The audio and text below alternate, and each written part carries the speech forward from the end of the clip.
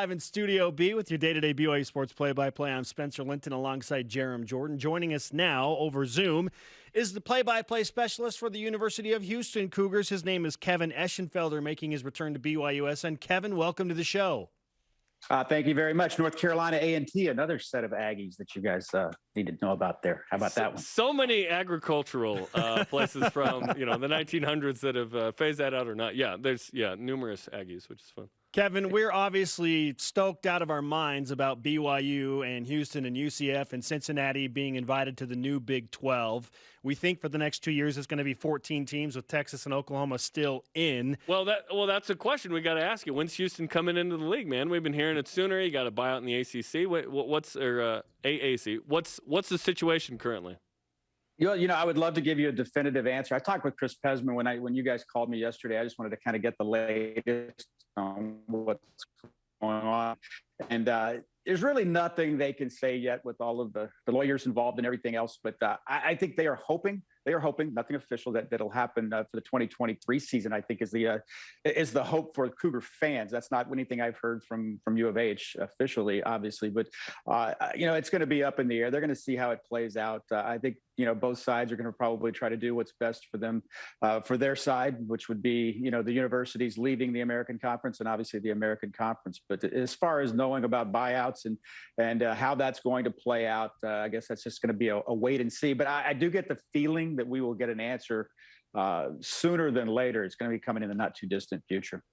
Kevin, and is it as simple as just paying $17 million, or what are the other super detailed complications involved besides just the money?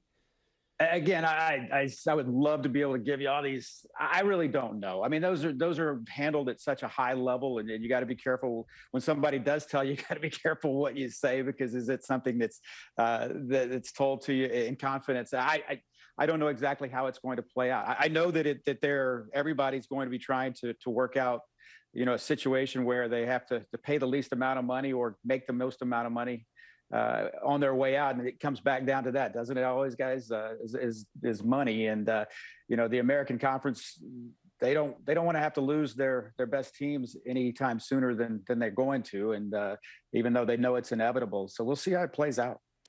If there's no buyout to get in early, is the first year 25 at this point? I think it could happen before that. That's just one person's opinion. I think it could happen before that. I think that's what everybody hopes will happen before that. But man, the twists and turns that come with, what's going to happen with the teams that are the existing teams that are in the Big 12 right now. What's going to happen with the teams that are coming in. I'm just excited about the fact that the Big 12, not only is Houston getting in, but they're getting in with such good programs. I mean, UCF is a sleeping giant that we saw awaken a few years ago. Cincinnati, I'm telling you, Cincinnati had 9 guys go in the NFL draft. I think only Ohio State had more people drafted. BYU is BYU, a program that's right there every single year. And Houston, I think, is a program definitely on the come. And so I just think it's going to be, from a football standpoint, from a basketball standpoint, it's going to be a big step in the right direction as far as the Big 12 is concerned. Kevin Eschenfelder is with us on BYU Sports Nation. When you look at the new Big 12, whenever that happens and whenever it comes to fruition, are you in favor of divisions, or are you more about, hey, give me pods, we'll figure it out, and just the 2 best teams playing the conference championship game?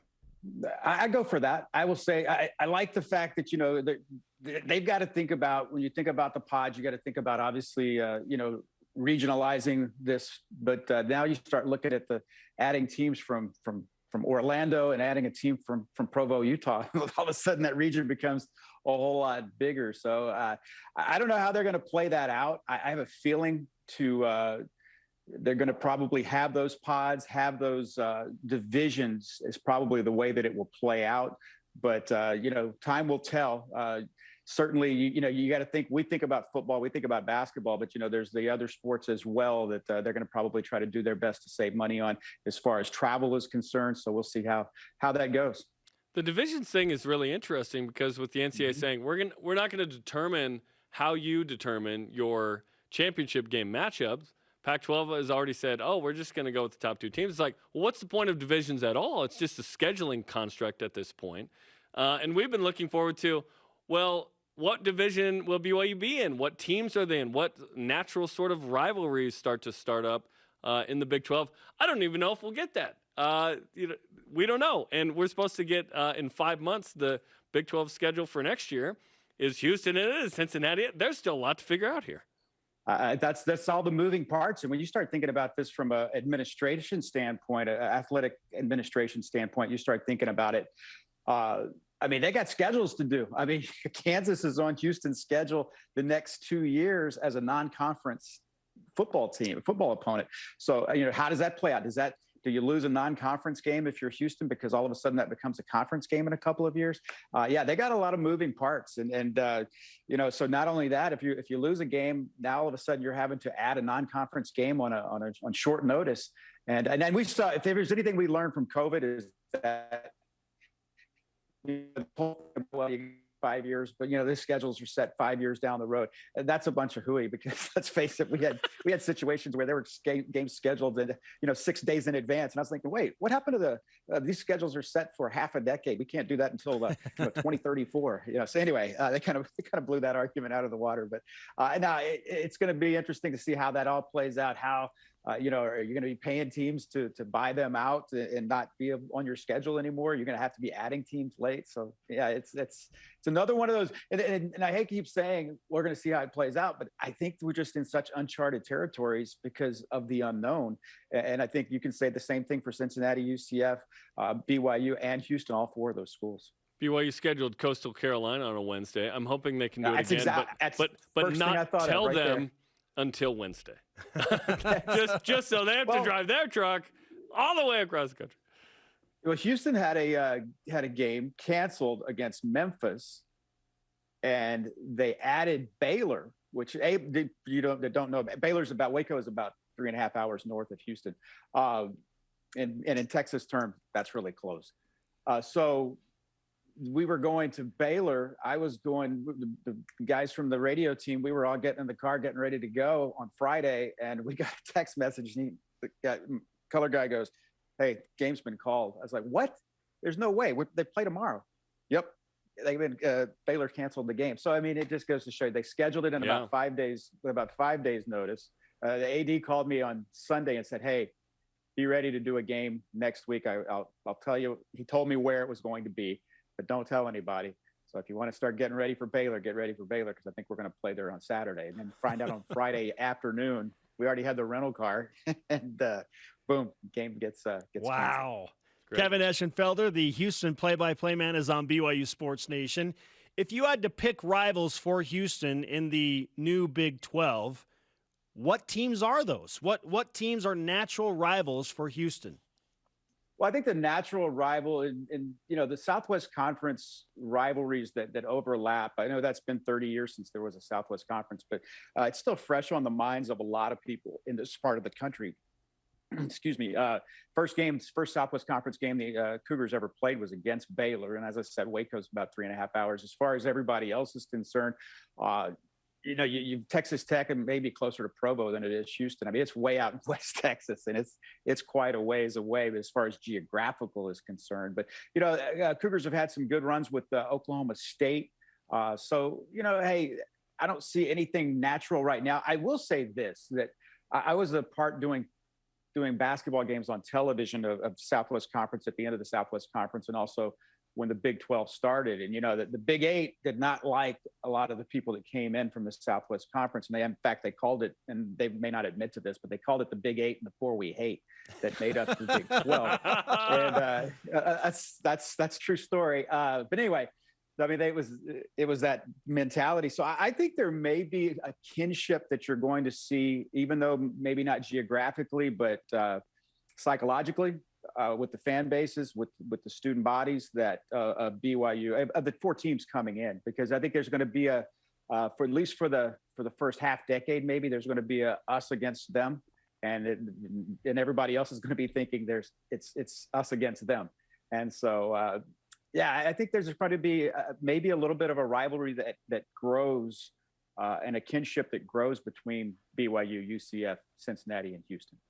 Okay, before the show, we have a pre-production meeting, and we scratch out a couple of questions so graphics can make some lower thirds and get some B-roll and whatnot. And what's the word I used with BYU and Houston that I wanted to ask Kevin about?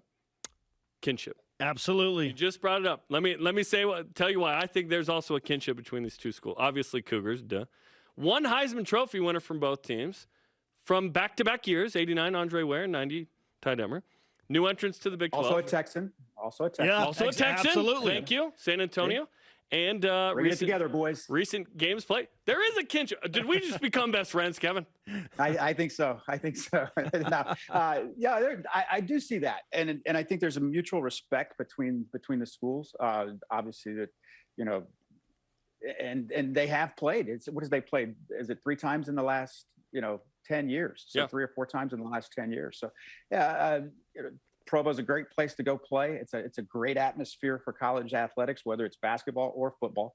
I think there is a huge BYU fans everywhere. That goes without saying, but especially here in Houston. And I know I saw that when they played at TDCU Stadium a couple of years ago. You saw a lot of people in BYU blue, and I think there's ties between the two. And like I said, Ty Detmer. Texan. We got to get Gifford Nielsen to a game then, Giff long-time Houston guy, right? How about Giff? Yeah, I know Giff very well. Giff was here for a long time, number 14. Dan Pastorini was the starter. He was the backup, and then he came in. One of the biggest playoff wins in Houston Oilers history. Giff Nielsen was quarterback.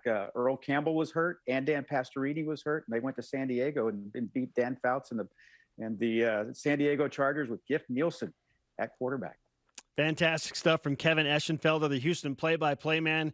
We know that there's work to do on the BYU side, certainly on the Houston side, UCF and Cincinnati as we make preparations for the Big 12. Cannot wait until we get that first game against the Cougars in red within the new constitution of the Big 12. Looking forward to it, guys. And, hey, it's going to be, I think it's going to be a blast. And I think you're adding a lot of quality programs to that Big 12. And, man, I think it's going to be a lot of fun. Kevin, thanks for the time. We'll talk to you again soon. Always a pleasure, fellas. Anytime.